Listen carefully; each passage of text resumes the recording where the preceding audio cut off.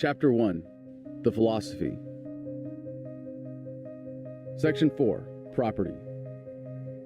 It takes severely twisted logic and a low sense of self-worth to deny that you own yourself. The very act of asserting this falsehood proves it wrong because the act of self-expression is an exercise of self-ownership. Anything less than self-ownership is slavery. All concepts of rights come from self-ownership. Your self-ownership is the acknowledgement by others of your right to control yourself. If you do not assert control over something of value, someone else will. Without the assertion of self-ownership, there is no freedom.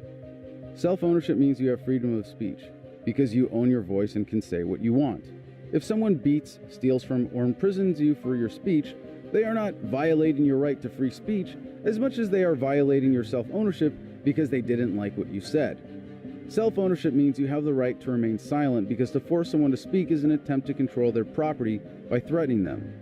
Self-ownership means your body is a manifestation of your own unique conscious choices, and no one can take that away from you. Because you own yourself, you are responsible for your actions. If you break something that belongs to another, you owe them what is necessary to make them whole. This also means you are responsible for and own what you produce. If you create something of value by combining natural resources with your labor, you have a right to control it. You can destroy it, consume it, trade it, or give it away. This simple framework for property by itself has the potential to solve many important disputes. It is not possible for everyone to enjoy perfectly equal access to natural resources, but in a society which respects the rights of individuals, it is wrong to limit anyone's access to resources that are not being utilized. Thus, it is wrong to pollute in a way that spoils natural resources others could use or enjoy. It is wrong to claim land in order to prevent its use. It is wrong to limit access to natural resources for those who would put them to good use.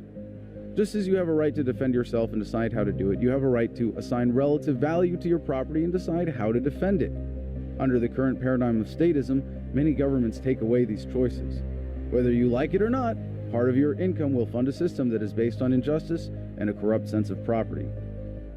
A thorough respect for the principles of property is essential to a free, cooperative, and peaceful society.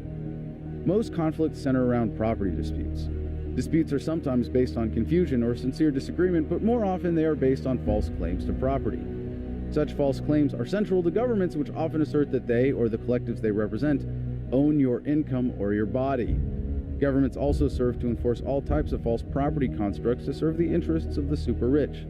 By obscuring the simple concept of property rights, governments have been able to commit untold injustice by transferring property from the poor to the rich.